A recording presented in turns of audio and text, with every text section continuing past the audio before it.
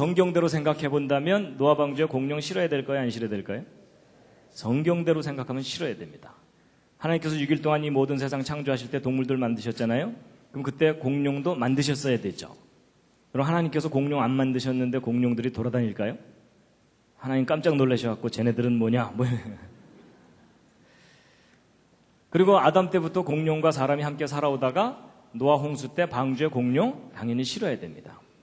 근데 여러분 제가 이렇게 설명하는 것이 안 믿어지는 분들이 꽤 많으실 겁니다.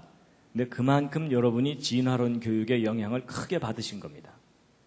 여러분 공룡이 수천만 년 전에 멸종했다. 보통 그렇게 진화론에서 얘기하죠. 여러분 그게 결코 사실이 아닙니다. 여러분 공룡이 인간 역사 속에서 함께 살아왔다는 많은 증거들이 발견됐습니다. 그때 써 있는 내용을 보면은 대부분 비슷해요. 뭐 종류 이름 써 있고 지금부터 1억 년, 2억 년 전에 살다가 수천만 년 전에 멸종했다. 이렇게 써 있어요. 그럼 이제 이런 걸 보는 이런 아이들은 또는 학생들은 이런 내용을 믿을 수밖에 없어요. 그렇죠? 이게 바로 이제 세상에서 여러분이 너무나 쉽게 접할 수 있는 내용들이에요. 근데 이제 이런 내용들과 달리 여러분 성경에서는 하나님이 이 세상을 창조하실 때 동물들을 다 만드셨다고 돼 있죠? 그러면 하나님이 동물들 만드실 때 공룡도 당연히 만드셨어야 되겠죠? 여러분 하나님께서 공룡 안 만드셨는데 공룡들이 돌아다닐까요? 여러분 분명히 하나님이 동물들 만드실 때 공룡도 만드는 것은 당연합니다. 여러분 학교에서 가르치는 진화론에서는 공룡 수천만 년 전에 멸종. 근데 성경에서는 창조될 때부터 함께 살았다는 거죠? 자, 여러분 일단 둘 중에 어느 쪽이 현실일 것 같아요? 중요한 건 이제 증거예요. 한국에서 태평양을 건너가면 남미의 페루라는 나라가 있어요. 들어본 적 있으시죠? 거기에 과거에 있었던 문명이 잉카 문명입니다. 근데 그 잉카 문명 사람들이 이상한 유물들을 남겨놨는데 자 그런데 이제 오늘의 주제가 공룡이니까 이 그림 한번 잘 보세요.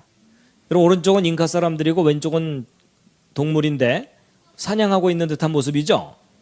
근데 이 왼쪽 동물이 뭐예요? 공룡 종류죠. 무슨 공룡? 여러분 이게요 이름이 중요한 게 아니에요. 이름은 나라마다 서로 다르게 부르니까 이름은 별로 중요한 게 아니고 이게 이제 무슨 공룡이냐면 오동통한 공룡이에요. 여러분 그게 중요한 키포인트예요. 여러분 이게 지금 화석 발굴 장면이 아니고 살아있는 공룡을 사냥하고 있는 장면이에요. 여러분 이 동물은 특징으로 볼 때 알로사우루스 종류라고 보고 있어요. 여러분 놀랍게도 잉카인들이 알로사우루스를 사냥했다는 그림이 남아있는 거예요. 근데 이것만 발견된 게 아니라 그 밑에 있는 걸 보세요. 머리에 뿔 3개 달린 공룡 기억나세요? 이거 아까 이름이 뭐였죠? 예, 어른들은 지금 뭐 트리만 거의 기억나시죠? 여러분 이게 트리케라톱스거든요. 근데 놀랍게도 잉카 사람이 손에 손도끼 같은 거 하나 들고 이 트리케라톱스로 올라타고 있어요. 자, 근데 여러분 여기서 얼마나 관찰력이 좋은지 퀴즈. 여러분 이 잉카 사람이 트리케라톱스를 사냥하려고 올라탄 걸까요? 아니면 길들여서 타고 가는 걸까요? 길들여서 타고 가는 것 같으세요? 뭘 근거로 그렇게 심하게 우기세요? 예, 뭔가 이유가 있어야 되잖아요. 여러분 잘 보시면 여기 몇 가지가 있는데 그중에 제일 특징이 뭐냐면 등에 안장 같은 게 얹혀져 있죠. 여러분 이게 이 동물 자체 무늬는 아니에요. 그렇죠? 여러분 동물 등에 안장까지 얹었다는 얘기는 길들여서 타고 가는 거예요. 여러분 놀랍게도 트리케라톱스를 길들여서 타고 다녔다는 그림이 남아 있어요. 그 다음에 이거는 목이 긴 공룡인데 디플로도커스인데 또 잉카 사람과 함께 있어요. 자, 여기서 잠시 생각을 정리하셔야 돼요. 여러분 오늘날 현대인들이 공룡의 존재를 체계적으로 알기 시작한 역사는 1800년대 이후예요. 그러니까 공룡에 관한 체계적인 지식의 역사는 200년이 안 돼요. 근데 이런 그림들은요 최근에 그려진 그림들이 아니고 지금부터 500년 전에 스페인에게 멸망당한 잉카 사람들이 남긴 유물들이에요. 그럼 이 사람들이 자기들 스스로 공룡의 존재를 알았다는 거죠. 안 정도가 아니라 자기들과 함께 살았다는 걸 보여주고 있잖아요. 그렇죠? 여러분 잘 보세요. 여러분이 학교에서 진화론을 배우기 전에 이런 그림들을 먼저 볼 수 있었다면 과거에 이런 동물들이 사람들과 함께 살았다고 당연히 알았을 거예요. 그렇죠? 근데 여러분이 이런 그림들을 확인하기 전에 학교에서 진화론 교육을 다 받는 바람에 저런 동물들이 수천만 년 전에 멸종했다는 잘못된 지식을 가지고 있을 수 있다 그 말이에요. 여러분 어떤 돌에는요 여러 마리 공룡이 한꺼번에 그려져 있고요. 아예 공룡이 사람 뒤에 나타나서 애비 이러고 있는 장면도 있고 아예 공룡 모형들도 발견돼요. 자, 지금 보여드린 자료는요 페루의 이카라고 하는 지역에서 발견된 자료들이고 조금 거기서 내려가면 나스카라고 하는 지역이 있어요. 그 흔적을 남겨놨는데 이건 미이라예요. 그리고 이건 천조각이에요. 그건 너무 건조하니까 썩질 않아요. 그래갖고 이게 지금부터 1300년 전 사람들이 남겨놓은 유물들인데 이게 천조각에 동물이 그 수가 놓아져 있죠. 근데 그 동물 확대해보면 뭐예요? 예, 공룡 모습이죠. 그래서 나스카 사람들도 공룡의 모습을 남겨놨고 거기서 조금 올라가면 멕시코의 아캄바로라고 하는 지역에서 발견된 점토를 구워서 만든 유물들인데 이 아캄바로 사람들은요 조금 전에 그 잉카 문명 사람들보다 더 오래전 사람들이고 지금부터 2000년 전 예수님 당시쯤 살았던 사람들이에요. 그러니까 예수님 오셔서 예루살렘 왔다 갔다 하실 때 똑같은 시간에 이쪽에 살고 있던 사람들이다 이렇게 보시면 돼요. 근데 그 사람들이 남겨놓은 점토 모형들이 꽤 많은데 그 중에는 동물 모형들도 발견돼요. 그래갖고 이런 점토 모형들이 무려 3만 점 이상이 발견됐어요. 그러니까 한두 개 발견됐으면 조작했다고 할 수 있는데 너무 많이 발견되니까 조작할 수도 없는 점토 모형들인데 그래갖고 이제 아까 그 돈 패튼 박사가 여기도 찾아가서 그 사람들이 남겨놓은 점토 모형 중에 동물 모형을 사진을 찍어서 인터넷에 올려놨는데 뭐예요? 전형적인 공룡 모습들이죠? 여러분 이건 오늘날의 그 초딩 작품 아닙니다. 초등학생들 작품이 아니고 2000년 전 추피쿠아로 문명의 유물들이에요. 근데 놀랍게도 멸종된 다양한 종류의 공룡들과 함께 살고 있는 모습까지 남겨놓는 거예요.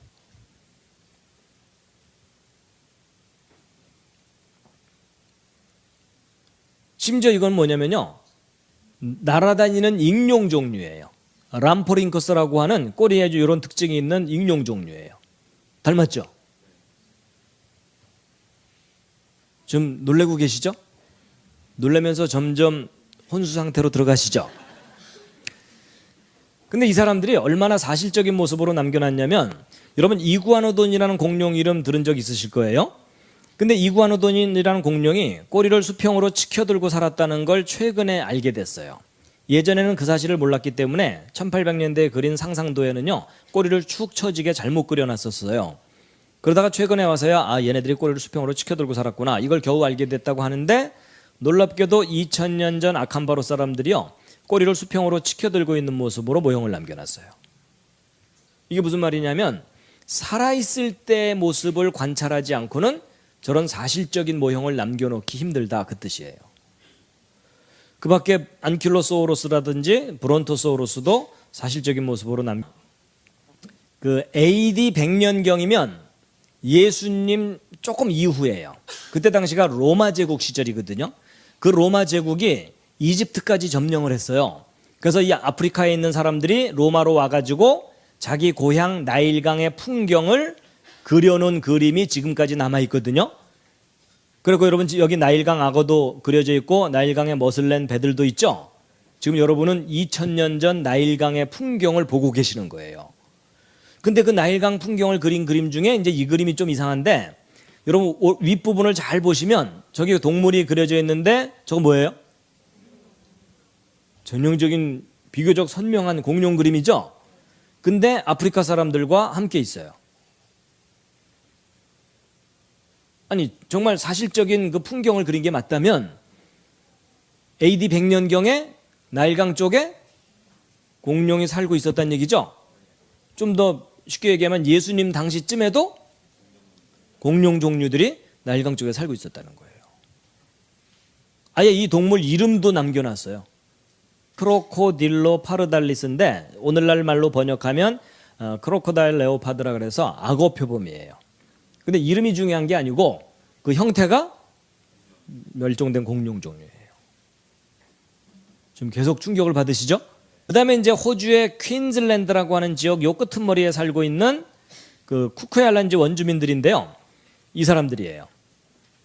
이 사람들이 자기들이 잡은 어떤 동물을 설명을 하는 것을 그린 거예요. 근데 그리고 났더니 플레시오사우루스라고 하는 멸종된 어룡 종류예요. 물에서 사는 공룡. 그래서 여러분 잘 보시면은요. 여기 목부터 등까지 뼈가 연결돼 있죠. 그 다음에 여기 식도 그려져 있고 위장 그려져 있는데 위장 속에 사람 들어가 있는 거 보이세요? 그러니까 저 같은 그림을 그린 걸로 보아서 이 동물이 원주민 중에 하나를 삼켰는데 이 원주민들이 힘을 합쳐서 이 동물을 잡아서 배를 갈라서 사람을 꺼낸 일이 있기 때문에 저와 같은 그림을 그렸다라고 보고 있어요. 오늘날 많은 사람들이 하나님과 창조를 믿지 못하도록 만드는 큰 장애물이 하나 있습니다. 아마 다음 그림을 보면 그게 뭔지 아실 겁니다. 여러분 어디선가 본 듯하지 않으십니까? 갑자기 가슴이 답답해오고 머리가 아파오는 분들이 계실 겁니다. 학교 교과서입니다. 여러분 교육과정을 통해서 창조 배웁니까? 진화 배웁니까? 예, 진화만 배웁니다. 그래서 생물은 진화됐고 진화의 증거가 있다. 뭐 이렇게 배우는 겁니다. 여러분 고등학교 때까지 교과서가 틀릴 거라고 생각하는 학생 있습니까? 없습니까? 거의 없습니다. 그렇죠? 외우기도 바쁜데 틀린 줄을 어떻게 알겠습니까? 그래서 10년, 20년 학교에서 진화론 열심히 배우다 보면 진화가 역사적인 사실인 것처럼 믿어지게 되고 그럴수록 창조는 점점 신화가 되어버립니다. 그렇죠? 여러분 고등학교 교육만 제대로만 받으면요 대부분의 사람들은 무신론자가 되게 돼 있습니다. 과학에서는 증거라는 것을 참 중요하게 여깁니다. 그래서 과학자들이 뭔가를 주장할 때는 증거 있느냐 이걸 확인하죠. 근데 여러분 과학에서만 증거가 중요한 게 아니고 여러분의 믿음도 증거가 중요합니다. 공룡은 중생대, 인간은 신생대. 거의 뭐 공식처럼 저렇게 배웁니다. 그래서 이런 진화론 배울 때 많이 보는 그림이 바로 이런 그림입니다. 그렇죠? 예, 하나님께서 따로따로 만드신 게 아니라 이런 아메바와 같은 간단한 생명체가 수억 년 세월 동안 자꾸자꾸 변해가지고 이 모든 것들이 다 저절로 생겨난 거다. 하나님이 어디 있냐? 이게 진화론입니다. 기억나시죠? 그런데 여러분 제가 이제 지금부터 설명하는 게 말이 되는지 안 되는지 한번 잘 들어보세요. 여러분 정말 역사 속에서 진화가 일어난 게 사실이라면 이런 원숭이나 말이나 개구리가 처음부터 이런 모습이 아니었어야 합니다. 맞죠? 뭔가 다른 동물이 변해서 된 거라는 거잖아요. 그럼 우리가 이제 막연하게 생각하면 안 풀리고요. 구체적으로 생각해야 됩니다. 예를 들면 여러분 이게 뭡니까? 박쥐. 여기 다 써 있습니다. 예, 박쥐입니다. 여러분 이 박쥐의 경우도 마찬가지입니다. 이 박쥐도 진화로 생겨난 동물이라면 그 조상이 처음부터 박쥐가 아니었어야 합니다. 당연하죠? 예. 그럼 여러분 이 박쥐가 진화로 생긴 동물이라면 제일 가까운 조상이 어떤 동물이겠습니까? 쥐요. 그렇죠? 예, 보통은 쥐라고 많이 대답을 하십니다. 근데 가끔가다 어떤 분들이 뭐 이러는 경우가 있습니다. 혹시 그런 분이 옆에 앉아 계시거든 잘 돌봐드리시기 바랍니다. 근데 여러분 이 박쥐의 조상이 박이냐 쥐냐 이건 별로 중요한 게 아닙니다. 박이 변해서 박쥐가 됐건 쥐가 변해서 박쥐가 됐건 정말 우리가 확인해야 되는 것은 변해왔다는 증거. 그걸 확인해야 됩니다. 맞죠? 근데 여러분 지금 현재 학교에서 가르치는 진화론에서는 이 척추동물, 등뼈를 가진 동물들의 진화 순서를 대략 이와 같이 추정하고 있습니다.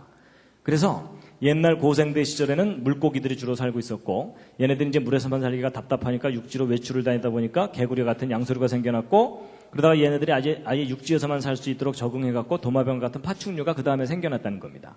그러다가 이제 이 도마뱀 종류가 양쪽으로 진화를 했는데 이 도마뱀이 절벽에서 자꾸 뛰면서 팔을 흔들었더니 새가 됐다라는 전설이 있습니다.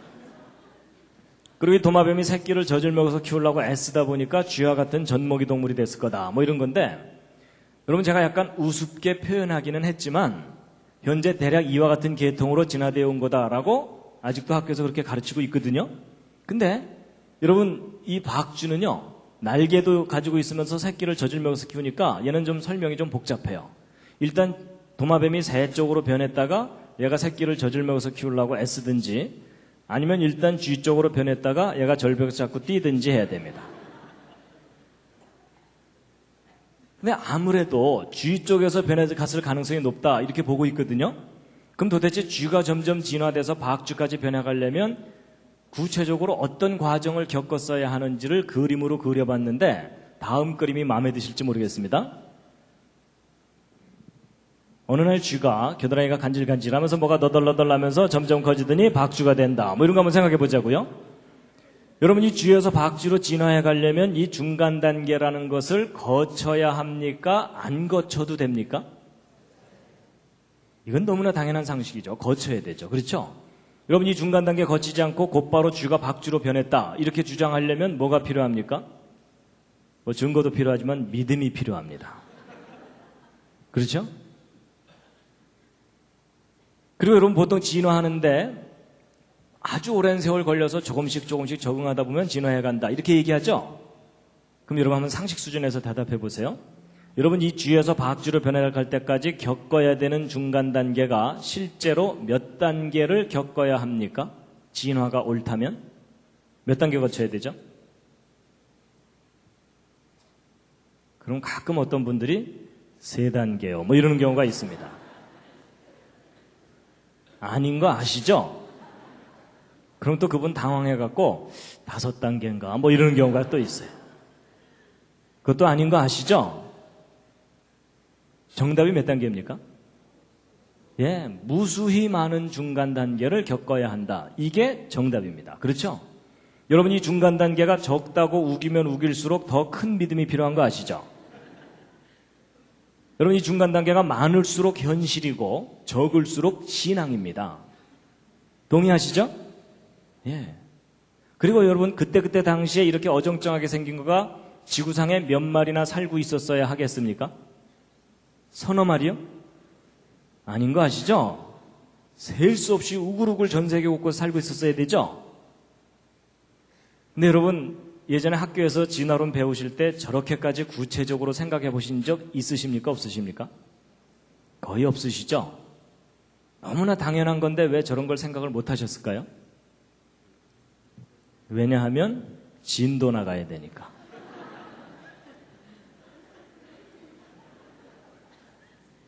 맞죠? 여러분이나 저나 학교에서 배운 과정을 돌이켜보면 뭐 따져보고 반대 의견도 들어보고 토론도 해보고 깊이 생각해보고 확인하면서 배운 게 아니었습니다. 그냥 이미 있는 이론을 그대로 외우기 바빴고 외운 대로 그냥 답안지에 쓰기 바쁘고 시험 보고 나면 그냥 잊어버리기 바쁘고 그랬죠? 근데 여러분 오늘 기회가 참 잘 되신 겁니다.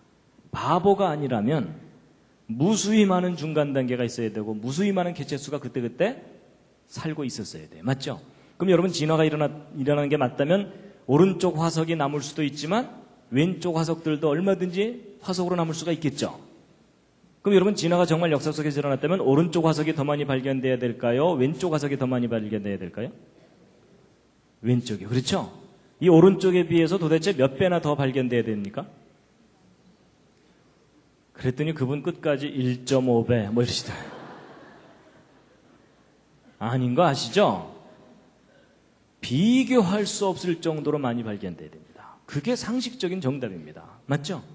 근데 여러분 그동안 과학자들이 어정쩡한 중간 단계 화석들 발견한 거 있을까요? 없을까요? 이게 없습니다. 여러분 전 세계 박물관을 다 뒤져봐도 없어요. 없습니다. 그럴 뿐만 아니라 지금까지 과학자들이 발견한 박쥐 조상 화석 중에 제일 오래됐다고 하는 겁니다. 이 원안에 있는 것이. 지금부터 5천만 년 전에 살았다고 연대를 매겨놓은 거예요. 근데 여러분 이 5천만 년이라는 연대도 사실적인 연대가 아닙니다. 진화론에 의해서 그렇게 추정하는 연대일 뿐입니다. 근데 이 5천만 년이 옳다고 하더라도 더 심각한 문제가 뭐냐면 5천만 년 전에 살았다고 하는 박쥐나 지금 현재 살고 있는 박쥐나 골격 구조나 모양이 똑같습니다. 그냥 박쥐입니다. 그럼 여러분 변했다는 증거입니까? 변하지 않았다는 증거입니까? 변하지 않았다라는 증거는 우리가 분명히 박물관에 가지고 있는데 조금 전에 설명드렸더니 변해왔다는 증거가 있다고요? 없다고요? 저게 없습니다. 없어요. 근데 이렇게 설명드리면 이제 어떤 분들은 야 혹시 박쥐만 없는 거 아닐까? 뭐 이런 분들이 꼭 있습니다. 딴 동물들은 많을 거다. 혹 그렇게 생각하실 것 같아서 제가 통계 자료를 알려드리면요. 여러분 화석률이라는 게 있습니다. 화석률이 뭐냐면 화석의 비율 이런 뜻인데 현재 살고 있는 생명체 종류가 몇 %나 화석으로 발견됐는가를 통계를 내놓은 건데 80% 이상의 종류를 발견했어요. 대다수를 발견했다는 뜻입니다. 비율적으로. 그럼 그동안 발견한 화석을 가지고 결론을 내도 그 결론이 틀리지 않는다 할 정도로 충분히 화석을 발견한 거예요. 근데 이렇게 다 발견해놓고 나서 정리를 해보았더니 마지막 형태 화석들은 발견되는데 그걸 연결시켜줘야 되는 연결고리 화석들이 전혀 발견되지 않는 거예요. 여러분 진화가 일어났다면 마지막 형태가 더 많아야 됩니까? 이 연결고리들이 더 많아야 됩니까? 연결고리들이 비교할 수 없이 많이 남아있어야 되죠. 맞죠? 근데 저게 없어요. 그냥 중간 단계 화석이라고 할 만한 것은 있어요. 그 대표적인 예가 바로 이 C조새입니다. C조새. 여러분이 이 C조새 화석 때문에 얼마나 많은 사람들이 자연스럽게 진화를 믿게 됐는지 몰라요. 왜냐하면 새 화석이 발견됐는데 날개 끝에 발톱이 있고요. 부리에 이빨이 있고 꼬리 깃털에 뼈가 있어요. 그러니까 야 이거 도마뱀의 특징이 남아있는 거다 이렇게 해석을 한 거예요. 그래서 도마뱀이 절벽에서 뛰면서 푸드덕푸드덕 하면서 C조새를 거쳐서 새로 진화해갔다 이렇게 설명하니까 너무나 그럴듯하잖아요. 그렇죠? 증거도 발견됐고. 그런데 그게 여러분 속으신 겁니다. 다시 한번 생각해 보세요. 여러분 정말 이렇게 진화된 게 맞다면 이 C조새와 도마뱀 화석만 발견돼야 되는 게 아니고 이 C조새와 도마뱀을 연결시켜주는 연결고리들이 발견돼야 되죠. 맞죠? 근데 여러분 그동안 과학자들이 발견한 것은 C조새 화석 파편 몇 개뿐입니다. 그 이상도 그 이하도 발견된 게 없어요. 그렇다면 이 연결고리가 없다는 얘기는 도마뱀 따로 C조새 따로란 얘기죠? 그럼 여러분 이 C조새는 지금까지 가장 합리적인 결론이 뭐겠어요? 저런 특징을 가진 멸종된 새다. 끝. 그 이상도 그 이하도 아니에요. 그렇죠? 여러분 놀랍게도 우리는 이 중간 연결고리 증거에 대해서는 하나도 직접 확인하지 못했으면서 진화되어 왔다고 믿도록 학교에서 믿음을 강요당한 겁니다. 그렇죠? 성경을 보면요. 하나님이 종류대로 따로따로 만드셨다고 돼 있어요. 그렇죠? 여러분 과학적으로 확인해 보아도 종류대로가 맞고요. 성경의 기록도 종류대로가 돼 있어요. 근데 여러분 창세기 1장을 보면요. 종류대로란 말이 10번이나 나옵니다. 여러분 10번씩이나 얘기했는데 못 알아들으면 잘 돌봐줘야 됩니다. 이게 무슨 얘기냐면 여러분이 교회 다니고 성경 믿어야 되니까 무조건 창조를 우겨야 된다. 그 얘기가 아닙니다. 객관적으로 냉정하게 과학적인 증거로 확인해 보아도 종류대로 따로따로가 옳다는 것이 드디어 밝혀졌다는 얘기입니다. 26절, 27절 말씀인데요. 함께 한번 읽으시겠습니다. 시작.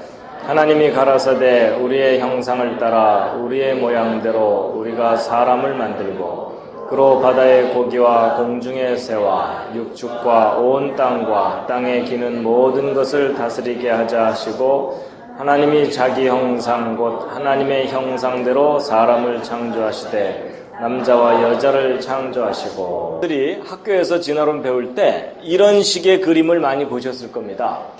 오스트랄로피테쿠스부터 시작해서 자바 원인, 북경 원인이라고 하는 직립 원인을 거쳐서 네안데르탈인 크로마뇽인으로 진화되어 왔다라는 겁니다. 여러분이 오스트랄로피테쿠스라는 말이 무슨 말이냐면 이 오스트랄로라는 말이 남쪽이다 이런 뜻이고 이 피테쿠스라는 말은 원숭이라는 뜻입니다. 그러니까 이 오스트랄로피테쿠스는 그냥 남쪽 원숭이 뭐 이렇게 생각하시면 됩니다. 그래서 이 오스트랄로피테쿠스 종류는 원숭이 종류입니다. 그리고 이 네안데르탈인과 크로마뇽인은 현대인이라고 보시면 됩니다. 그러니까 사람이라고 보시면 된다는 겁니다. 이 원숭이와 사람을 연결시켜주는 증거라고 하는 이 자바 원인, 북경 원인인데 소위 그 직립 원인. 그러니까 여러분 원숭이가 사람으로 이렇게 변해오려면 이렇게 점점점 이렇게 꼿꼿하게 서야 되잖아요. 근데 이제 꼿꼿하게 쓴 현대인의 바로 직전 이런 걸 직립 원인이라고 합니다.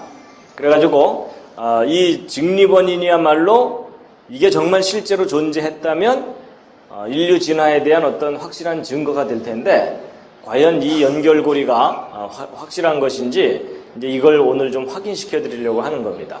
자꾸 교육을 받다 보면 이 얼굴이 기울어진 정도가 무슨 진화의 중요한 증거인 것처럼 생각하게 되는데, 여러분, 이 얼굴 기울어진 것은 진화의 무슨 객관적인 척도가 되지를 못합니다. 왜 그런지 실제 확인을 시켜드리면요, 여러분, 이 아래에 있는 이분 살아서 발견됐기에 망정이지 죽어서 머리뼈만 발견됐다면 이분 박물관으로 가야 됩니다. 그렇죠? 여러분, 조금 전에 보여드렸던 오스트랄로피테쿠스보다 더 기울어져 있어요. 근데 여러분, 이분이 수십만 년 전 인류의 조상이 아니고 오늘날 여러분과 저와 함께 살고 있는 현대인입니다. 그런데 머리가 이렇게 심하게 기울어져 있어요. 그리고 요 위에 있는 분도 만만치 않습니다. 상당히 기울어져 있고 이마는 더 기울어져 있죠? 그렇죠? 그런데 이분도 역시 현대인입니다. 심지어 머리뼈가 이렇게까지 변형이 되는 경우도 있습니다. 여러분, 이게요, 남미의 페루라는 곳에 가면 옛날 잉카 문명이 있었죠? 그 잉카 문명을 이루었던 그 사람들 중에, 그 사람들이 다 머리뼈가 저렇게 생긴 게 아니고 그 사람들 중에 왕족이라든지 이런 지배자 계급에 해당되는 사람들이 자기들의 신분을 아예 구별하기 위해서 머리뼈를 일부러 저렇게 만든 겁니다. 어린 아이가 태어나면 아이 머리에다가 이렇게 틀로 이렇게 고정을 시켜놓으면 아이가 머리가 점점점 커져야 되는데 옆으로 못 자라게 하면 위로 솟아 올라가겠죠? 그래서 저렇게 아이스크림 콘처럼 생긴 콘 헤드를 만들어 놓은 겁니다. 마음에 드시면 여러분도 한번 해보시기 바랍니다. 아이가 태어나거든, 얘야 너는 왕족이다 이러면서. 여러분, 이게 무슨 얘기냐면 사람의 머리뼈가 환경에 의해서도 얼마든지 변형될 수 있다는 겁니다. 똑같은 두개골을 가지고 전혀 다른 상상도를 이렇게 그립니다. 그렇다는 얘기는 여러분이 그동안 교과서나 이런 책을 통해서 봤던 그 상상도들은 실제 모습이 아닙니다. 사람들이 나름대로 상상을 한 겁니다. 그래서 이런 모습들을 보면 와, 과거에 살았던 사람들은 무척 원시적인 모습이었구나 이렇게 생각하게 되는데 다 그냥 상상일 뿐입니다. 인간도 아니고 원숭이도 아닌 어떤 중간쯤 되는 존재가 살았었다고 이제 사람들이 많이 알고 있지만 과연 그게 믿을 만한 근거를 가지고 주장한 것인지 함께 확인해 볼 텐데요. 먼저 이 자바 원인을 보시겠습니다. 여러분, 이 자바 원인은 1891년이니까 지금부터 한 100년 전쯤이죠. 100년 전쯤에 네덜란드의 의사인 유진 듀보아라는 사람이 인도네시아의 자바 섬이라는 곳에 가서 그곳에 어느 뼈들을 발견한 다음에 이곳에 인류의 조상인 직립원인이 살았었다라고 발표가 된 겁니다. 그래가지고 이제 도대체 그 자바 원인에 대해서 실제 발견된 증거 자료가 뭔지를 확인시켜 드릴 텐데요. 여러분, 이 오른쪽 아래에 있는 이런 그림, 자바 원인을 상상한 거거든요. 정말 원숭이에 가깝게 그려놨잖아요. 근데 과연 이렇게 완벽한 자바 원인을 발견한 것이 아니고요. 여러분, 사람의 몸에는 모두 206개의 뼈가 있다고 합니다. 심심하시면 한번 확인해 보시기 바랍니다. 근데 이 206개의 뼈 중에 도대체 몇 %나 발견을 하고 나서 자바 원인을 발표한 거냐면 이게 전부입니다.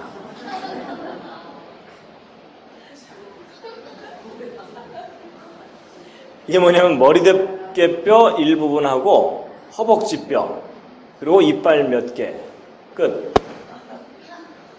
이게 그 유명한 자바 원인에 대해서 발견된 실제 증거 자료 전부입니다. 이런 줄 모르셨죠? 그러니까 여러분, 이 많은 뼈 중에 이게 전부예요.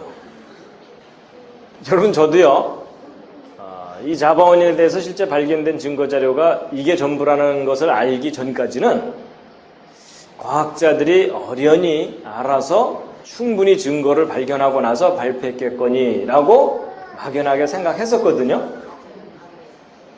여러분들도 사실 그러셨을 거 아니에요, 그렇죠? 뭔가 좀 확실한 증거를 발견하고 나서 발표를 했겠다라고 믿어주셨을 텐데, 여러분, 실제 자바 원인에 대해서 발견된 건 이게 전부입니다. 여러분 이걸 가지고 이런 존재가 살았다고 믿으려면 특수한 믿음이 필요합니다.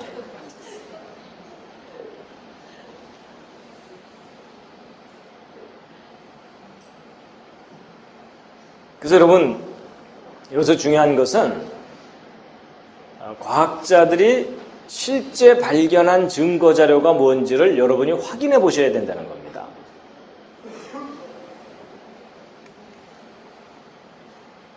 그리고 어떤 분들은 이 자바 원인의 두개골이라고 알려져 있는 이 머리뼈가 오늘날 현대 자바인의 두개골과 아주 유사하다는 사실을 알게 됐습니다. 그렇다는 얘기는 자바 원주민의 두개골이라고 해도 틀리는 말이 아니라는 겁니다. 그러니까 무슨 직립원인이라는 무슨 특별한 존재가 지구상에 존재했던 것이 아니라는 거죠.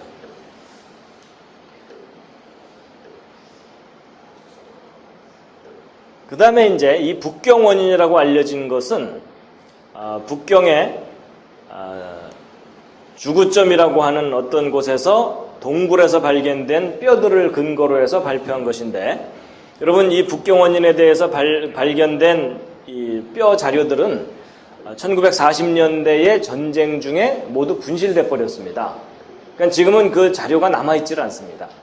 그래서 지금 자료가 남아있질 않기 때문에 이것이 더 이상 확실한 증거가 될 수가 없는데, 어쨌든 이것이 맨 처음 발견됐을 때 당시의 그 상황을 기록한 자료들에 의하면 동굴 생활을 하던 사람들의 흔적일 뿐입니다.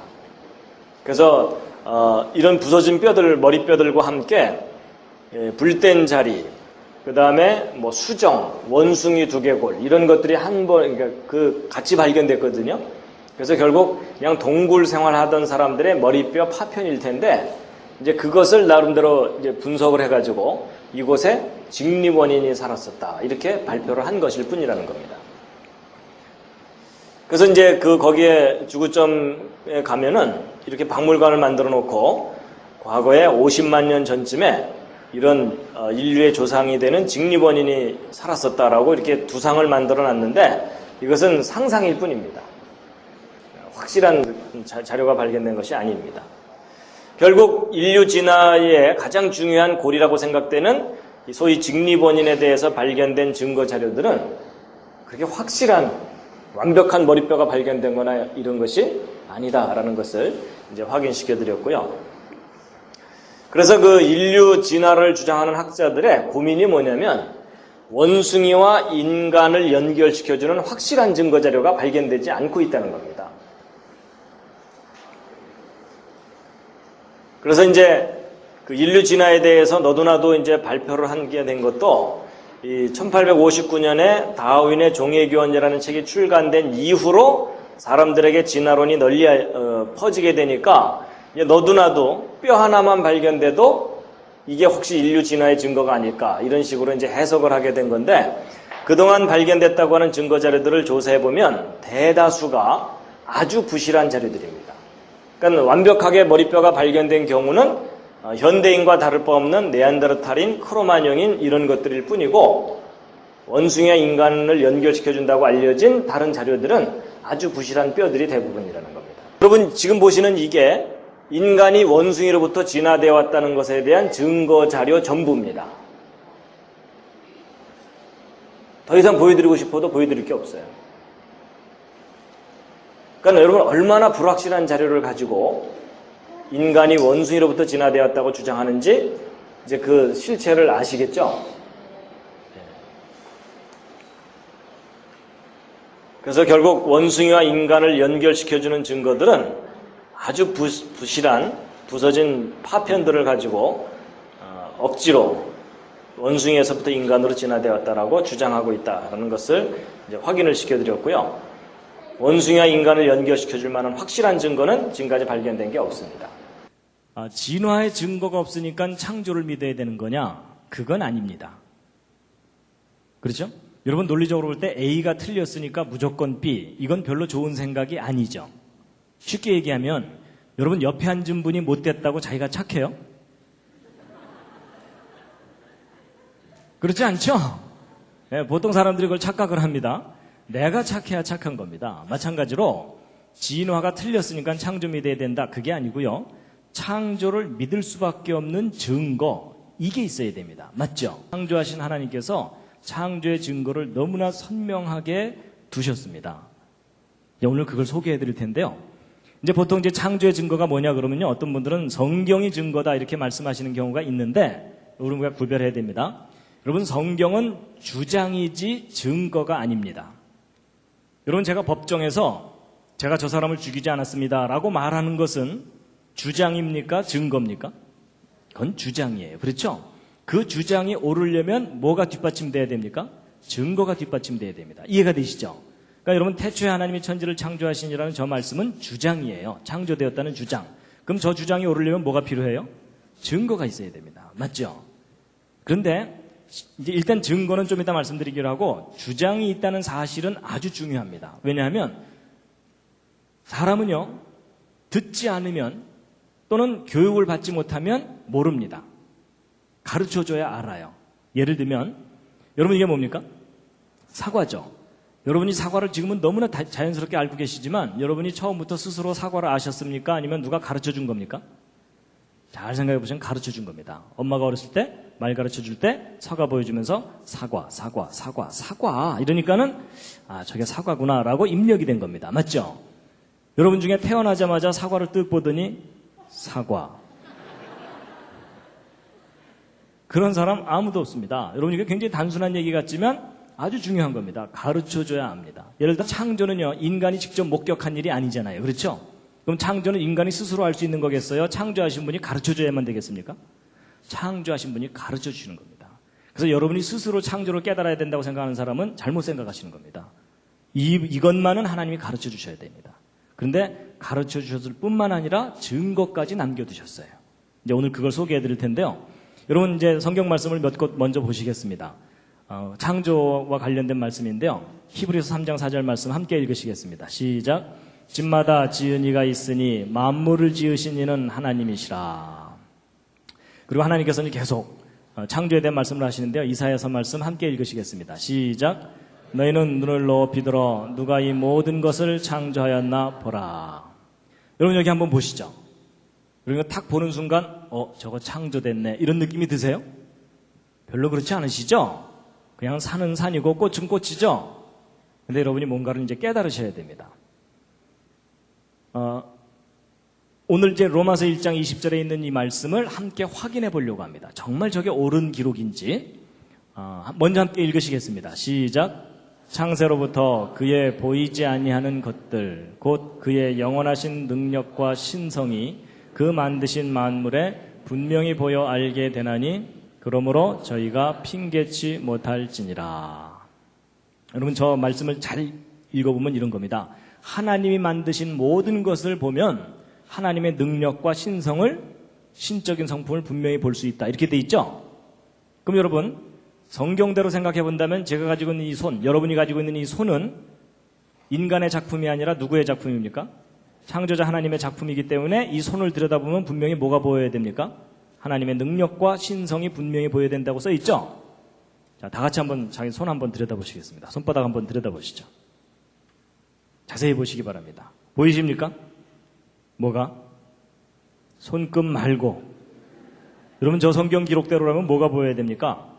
하나님의 영원하신 능력과 신성이 분명히 보여야 돼요. 그렇죠? 자, 보이신 분. 오늘따라 보인다. 여러분, 만약에 저 성경 기록대로 우리가 손을 탁 봤는데 하나님의 능력과 신성이 보인다. 그럼 어떤 반응이 나와야 정상입니까? 손을 탁 보면서? 오 마이 갓.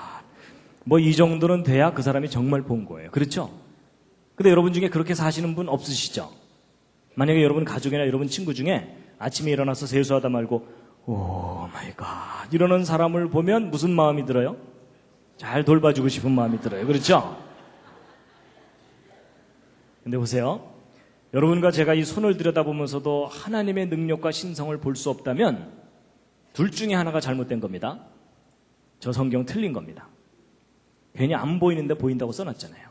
여러분, 진리라는 게 뭐냐면 사실을 사실대로 이야기했을 때가 진리이지 사실을 과장하는 것도 진리가 아닙니다. 동의하십니까? 예, 그건 옳은 말입니다. 그럼 여러분 괜히 안 보이는데 보인다고 써놨으면 성경 틀린 거죠. 여러분이 좀 더 솔직하다면 저 성경 틀렸다, 과장을 했다 이렇게 생각하셔야 됩니다. 근데 만약에 반대로 저 성경 기록이 옳다면 뭐가 잘못된 거겠습니까? 여러분이 잘못된 겁니다. 어떻게 잘못된 거냐면 봐야 되는데 못 본 거니까 고장난 겁니다. 그렇죠? 근데 여러분 저 성경이 틀렸을까요? 여러분과 제가 고장났을까요? 예, 별로 인정하고 싶진 않으시겠지만 고장났습니다.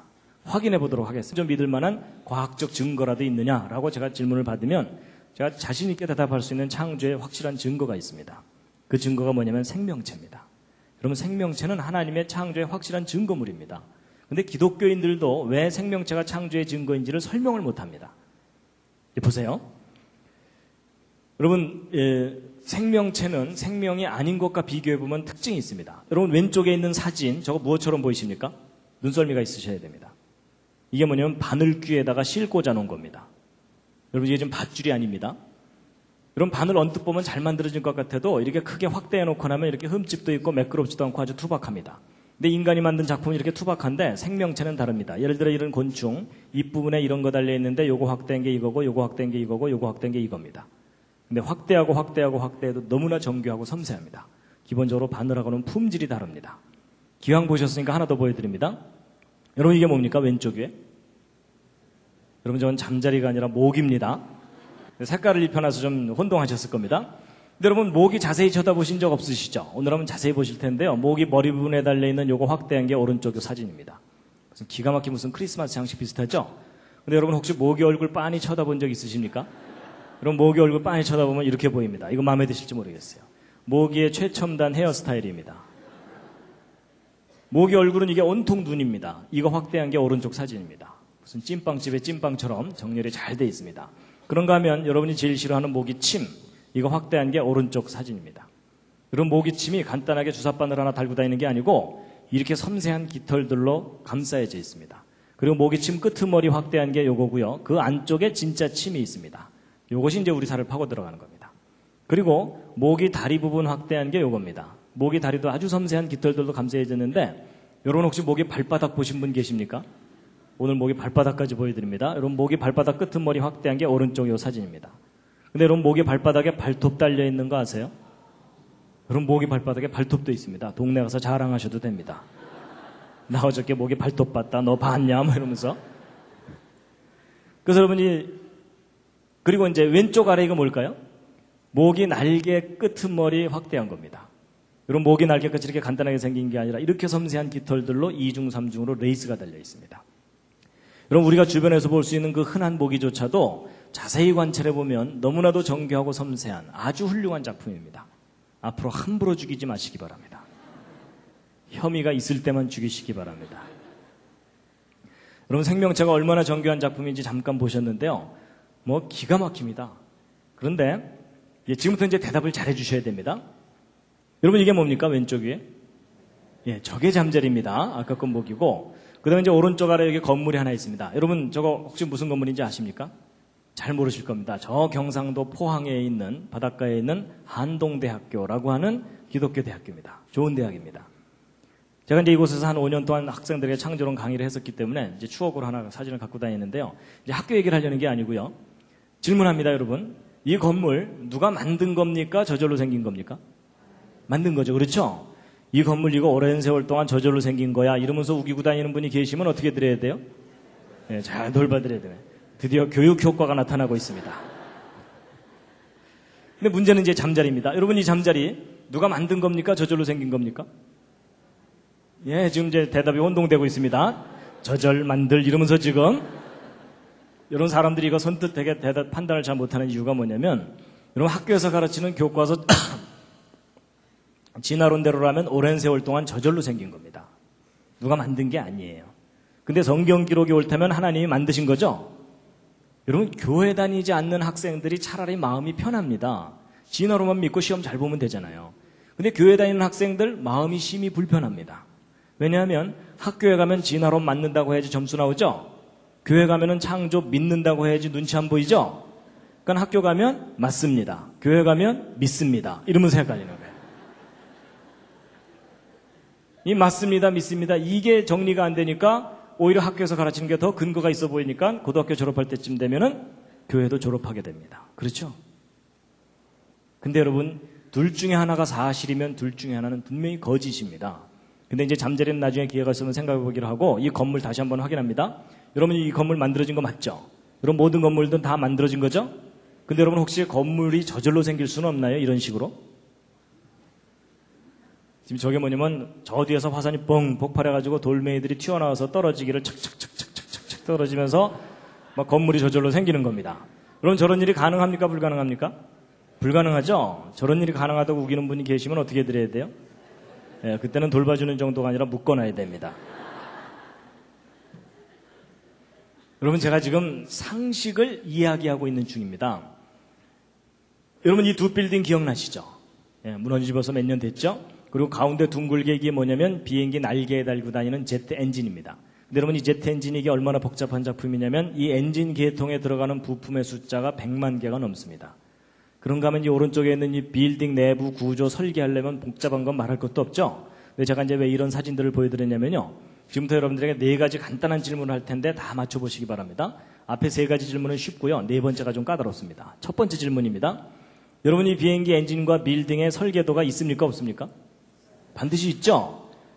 자, 두 번째 질문입니다. 여러분, 설계도가 있으면 반드시 설계자가 있습니까? 그렇죠? 설계도는 있는데 설계자가 없다. 그렇게 주장할 수 없죠? 그렇죠? 예. 자, 세 번째 질문입니다. 여러분, 설계도를 잘 들여다보면 설계자가 얼마나 똘똘한지 알 수 있습니까? 그렇죠? 예. 여러분, 계집하고 빌딩은 차이가 많이 납니다. 그 정도는 구별하시죠? 예. 자, 3가지 질문을 너무나 당연하게 대답을 잘해 주셨는데요. 오늘의 가장 중요한 4번째 질문입니다. 좀 까다로울 겁니다. 여러분, 4번째는 사람입니다. 여러분, 이 건물에 설계도가 있는 것처럼 사람에게도 설계도가 있습니까?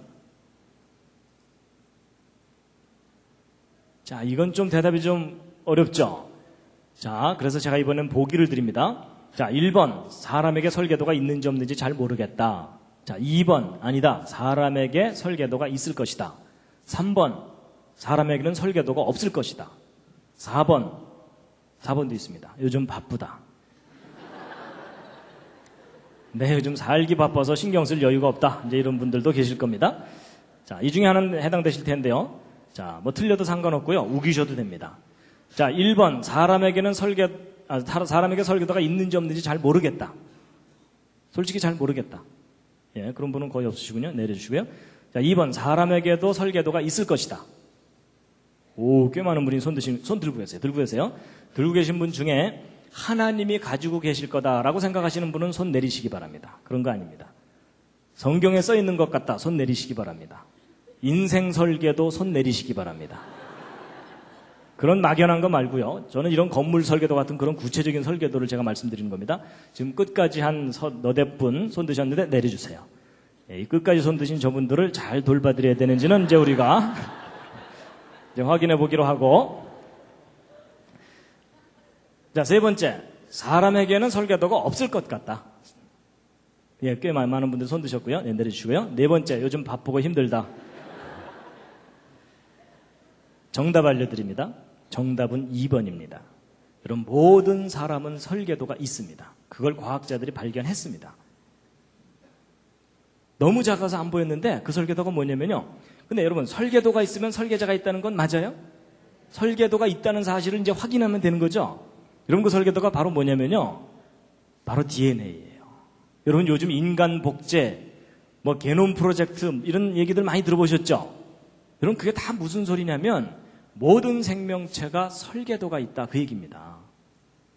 여러분, 그 설계도가 어디에 들어있냐면 여러분 몸속에 들어있어요. 어디 도서관에 있는 게 아니라 몸속에. 하나님께서 몸속에 넣어두셨어요. 그래서 여러분 손바닥에 세포마다 그 속에 염색체 들어있고 그 속에 쫙 이제 여기 유전자라는 유전암호 들어있는 거 대충 아시죠?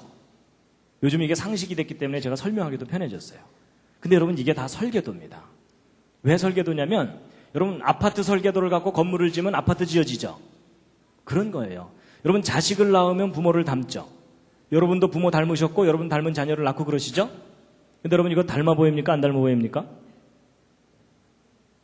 예, 좀 안 닮아 보인다는 분들이 가끔 계셔가지고요. 제가 좀 더 닮은 걸 준비했습니다.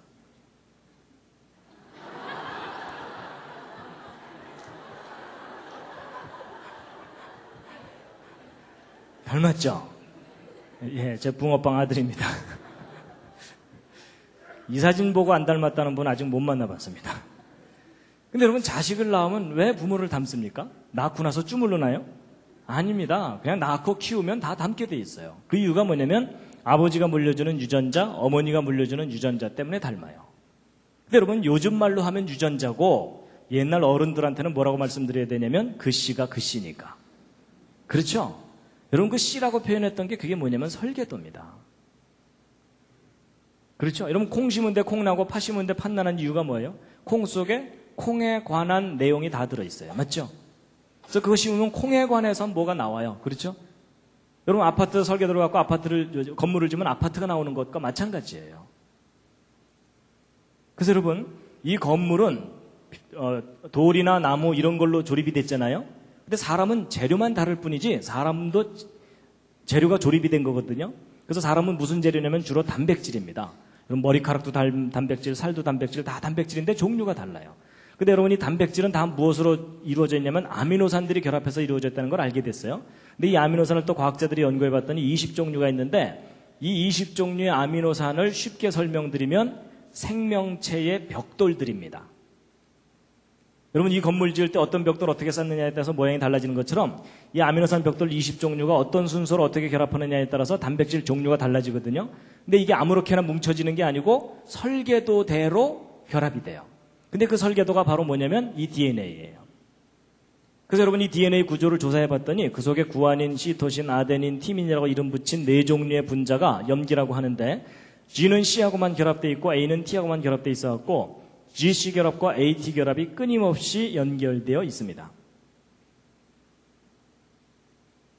그런데 여러분, 지금 거의 학원 분위기인 거 아십니까? 지금 오늘 교회를 왔나 학원으로 왔나 조금 혼동이 되실 겁니다. 근데 이제 들어보세요.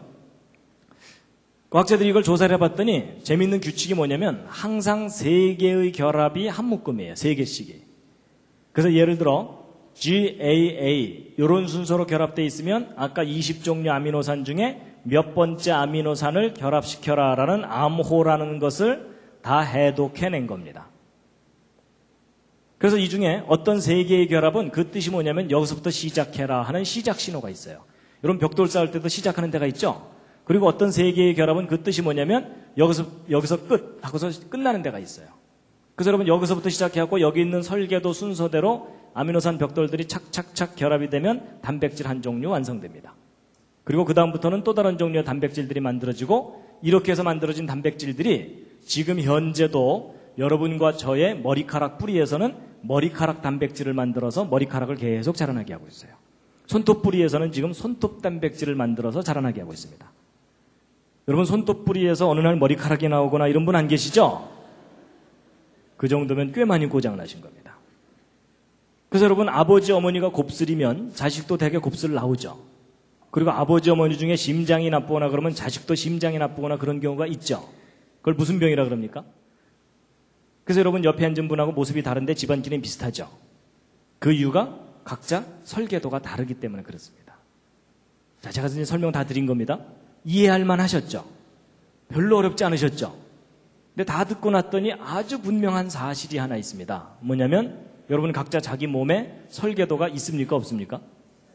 있습니다. 여러분, 지금 대단한 변화가 일어났습니다. 아까는 설계도가 이게 무슨 소리야 이러다가 지금 설계도가 있다는 것을 여러분이 눈으로 지금 확인하신 겁니다. 맞죠? 그럼 여러분, 아까 대답하신 것 기억해 보세요. 설계도가 있다면 반드시 누가 있다고요? 설계자가 있다는 것이 당연한 이야기죠. 여러분, 이 사실이 너무나 중요합니다. 이게 무슨 얘기냐면 여러분과 제가 우연히 태어나서 자기 하고 싶은 대로 하고 살다가 죽으면 모든 게 허무하게 그냥 끝나면 되는 존재가 아닐 가능성이 너무너무 높다는 겁니다. 오히려 그 반대로 여러분과 제가 비록 좀 망가지긴 했지만 이와 같은 모습으로 존재하도록 누군가가 설계하고 만든 거다라고 믿을 만한 충분한 이유가 있고 증거가 있다는 겁니다. 그런데 그 설계하신 분을 여러분이 개인적으로 꼭 만나시기 바랍니다. 개인적으로 만나셔야 됩니다. 설계도는 있는데 설계자가 없다. 이렇게 주장하는 것이 더 비합리적인 얘기입니다. 그렇죠? 그런데 그 설계자를 꼭 만나시기 바랍니다. 근데 그 설계자를 만나야 되는 분명한 이유가 있다면 그게 뭐냐면 여러분과 제가 지금 심히 고장나고 병들고 망가져 있다는 사실입니다. 맞죠? 여러분 자동차나 비행기가 고장나지 않으면 영원히 타고 다닐 수 있어요. 맞죠? 근데 결국은 그게 고장나다가 폐차시켜버립니다. 마찬가지입니다. 사람도 하나님이 처음 만드셨을 때는 영원히 살도록 창조하셨었습니다. 사고가 생기면 생명나무의 실과를 따먹고 영원히 살 수 있도록. 그렇죠? 근데 인간이 하나님의 품을 떠나는 바람에 결국은 스스로 망가지고 병들어가지고 죽게 된 겁니다. 그런데 여러분 자동차나 비행기가 고장나면 누가 제일 잘 고칩니까? 정비사 아닙니다. 설계자입니다. 그렇죠? 만든 사람입니다. 여러분 돌팔이 정비사 만나면 그나마 더 망가집니다. 그렇죠?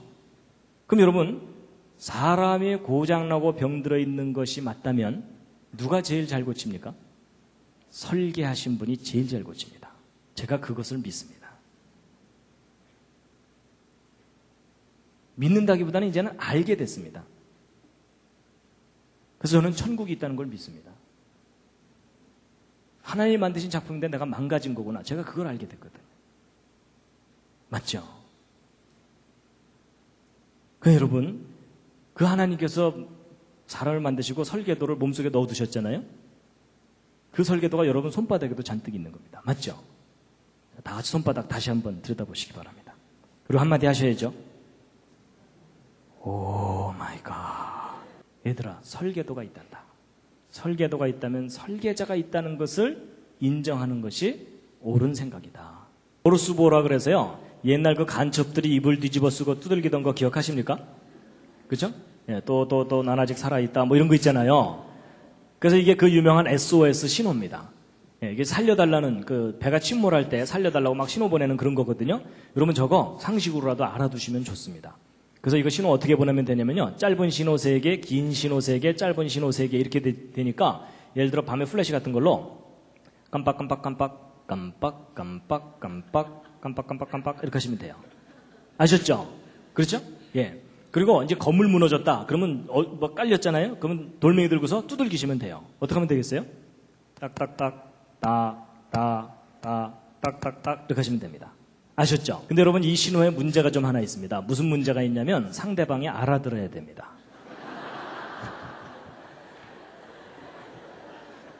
밤새 두들겼는데 장난하나 이러면은 그때는 주께서 부르신 줄 알고 정리하시기 바랍니다.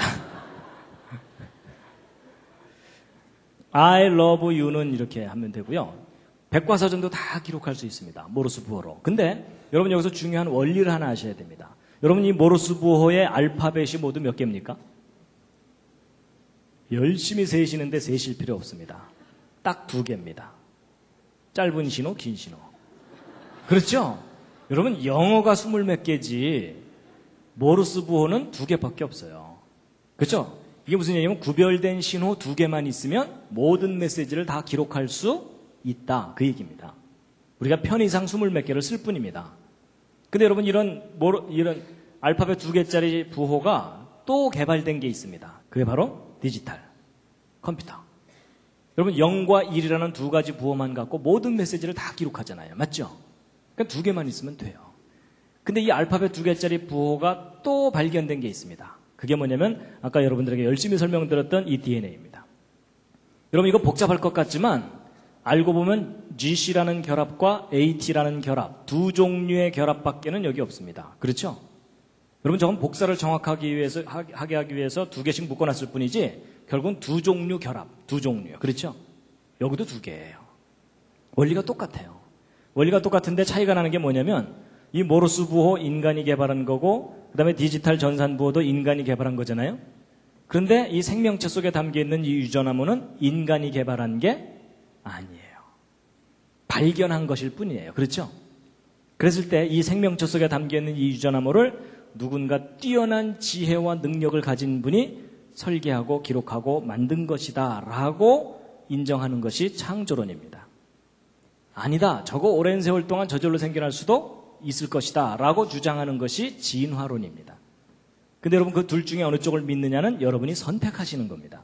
그런데 여러분의 현명한 선택을 도와드리기 위해서 제가 예를 하나 들어드리면 여러분이 왼쪽에 이 보라색으로 된 저 큼직한 거 무엇처럼 보이십니까? 뭔가를 또 사진 찍어 놓은 건데요. 이건 상상력이 좀 필요합니다. 저게 뭐냐면요. 아까는 제가 바늘귀 보여드렸었죠? 이번엔 바늘 끝입니다. 바늘 끝 또는 핀 끝을 전자현미경으로 확대해서 사진을 찍어 놓은 겁니다. 그런 과학자들은 할 일이 없기 때문에 이것저것 들여다봅니다. 근데 여러분 제가 지금 바늘 끝을 보여드리는 게 아니고 이 바늘 끝에 지금 노랗게 더덕더덕 붙은 것들 있죠? 밥풀처럼. 저게 뭘까요? 저게 그 유명한 대장균 박테리아입니다. 여러분 대장균이 얼마나 작은지 짐작이 가시죠? 여러분 바늘 끝이 그렇게 뾰족한 것 같아도 이 대장균들은 바늘 끝에 올라가서 체육대회를 할 수가 있습니다.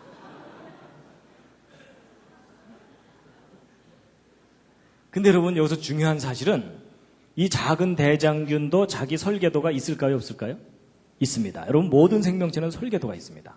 그래가지고 이 대장균 확대한 게 이거고 그 중에 한 마리가 이건데 이 속에 담겨 있는 그 유전 정보를 담고 있는 요걸 꺼내면은 요게 노란 실 같은 거거든요. 요거 염색사라고 부르는데 요 속에 바로 아까 유전 암호가 담겨 있는 겁니다. 근데 여러분 직업을 가진 사람들 중에 좀 할 일 없는 사람들이 누구라고요? 과학자들. 얼마나 심심했는지 이 속에 몇 글자 써 있나 세어봤어요.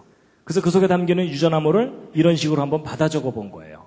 그랬을 때 저 조그만 대장균 한 마리 속에 몇 글자 써 있나 하고 세어봤는데 여러분 저 조그만 대장균 크기도 작고 모양도 단순하니까 작고 단순할수록 설계도는 간단하죠? 그래서 저 대장균 설계도 받아 적으면 이 정도 수준으로 서너 페이지 쓰면 끝날 것 같은 느낌 언뜻 드시죠? 근데 아닙니다. 여러분 저 대장균 설계도를 이 정도 수준으로 받아 적으면 1000페이지를 가득 채워야 됩니다. 1000페이지면 이런 두꺼운 책이 한 권입니다. 그게 대장균 한 마리의 설계도 분량입니다. 그나마 이 중에 중요한 알파벳 하나만 틀려도 기형 대장균이 나옵니다. 완벽한 기록이 담겨 있다는 뜻입니다. 여러분 학교 다닐 때 1000페이지짜리 숙제 받으면 차라리 자퇴하고 말죠. 여러분 완벽한 기록일수록 뛰어난 지혜와 능력이 필요합니다. 인정하시죠?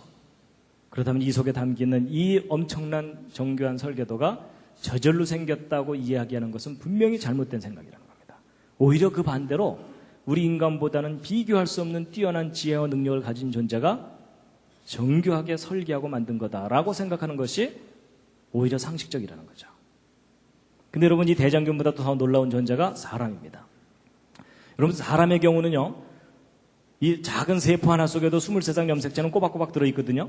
근데 이 세포 하나 속에 들어있는 유전 암호를 받아 적으면 사람의 경우는 어느 정도냐면 아까 이 정도 수준으로 기록했을 때 100만 페이지 정도를 받아 적어야 됩니다. 100만 페이지면은 1000페이지짜리 책으로 1000권입니다. 백과사전 1000권 정도 분량의 암호가 담겨 있는 겁니다. 여러분 백과사전 10권 쌓아놓으면 무릎 정도 오고 100권 쌓아놓으면 집에 천정높이 정도 되잖아요. 1000권 쌓아놓으면 10층 아파트 높이 한 금 되는 겁니다. 여러분 백과사전 10층 아파트 높이 한 금 쌓아놓은 분량의 설계도가 여러분 손바닥 세포 하나 속에 지금 들어있습니다. 손가락 위에 네모난 게 저게 뭡니까? 반도체 칩입니다. 저거 왜 만들었습니까? 더 많은 기록을 더 작은 곳에 담으려고. 그렇죠? 그래서 여러분 이 손톱만한 곳에다가 요즘 몇 글자까지 쓰는지 혹시 아십니까? 요 밑에 있는 거 640권인데 그 후에 새로 개발된 거 2만 권이잖아요. 근데 이 오른쪽에 있는 세포 속에는 백과사전 1000권 정도 들어있다 그랬죠? 기록이. 근데 여러분 언뜻 보면은 2만 권이 커 보이지만 착각하시면 안 됩니다. 여러분 이 세포를 이 반도체 칩 위에다가 올려놓으면 보여요? 안 보여요? 보이지도 않을 정도로 작은 곳에 1000권이 담겨 있는 거예요. 그러면 여러분 이 둘을 똑같은 크기로 비교하면 이 오른쪽 세포가 1억 배가 넘어요. 여러분 어느 쪽이 더 훌륭한 작품인지 이해가 되시죠? 여러분 이 왼쪽이 하이테크면 오른쪽은 울트라 슈퍼 캡장 하이테크입니다. 요즘 아이들 표현대로라면요. 그렇죠? 그럼 어느 쪽이 더 뛰어난 지혜와 능력이 필요한다는 것은 너무나 당연하죠. 여러분, 이 왼쪽에 반도체 칩을 설계한 과학자들의 지혜와 능력은 여러분의 평균 수준보다는 높습니다. 기분 나쁘신가요? 아니요. 인정할 건 인정하자고요. 그렇죠? 반도체 칩을 설계한 과학자들의 지혜와 능력이 존경받을 만하다고 인정하다면 이 오른쪽에 있는 이 세포, 이 생명을 설계하신 분이 계시다면 그분의 지혜와 능력은 지극히 존경받아야 마땅하다라는 게 제 생각입니다. 동의하십니까? 그 상상할 수 없는 지혜와 능력을 가지신 분이 생명을 만드신 겁니다. 그분을 꼭 만나시기 바랍니다.